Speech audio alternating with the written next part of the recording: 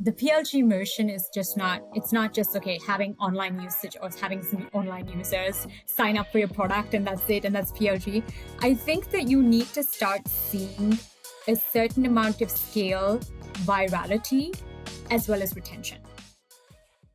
So scale in the sense that you are seeing, massive growth and massive number of users in the millions signing up and going through that same product experience and then sticking on and continuing to use the product and champion the product further.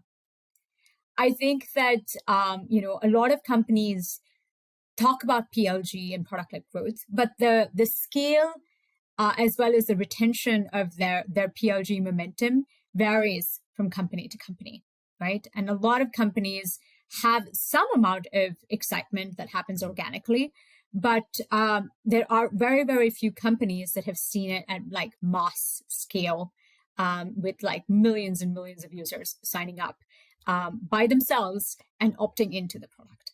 And so I think that it really varies, Sean. And I think that, would obviously love to get your take on it as well with Drift and how you think about it. But I think that it's a very exciting time where users, savvy users, are now willing to go in, give new products a shot. And if it is truly delighting them, then you are seeing massive scale as well as retention.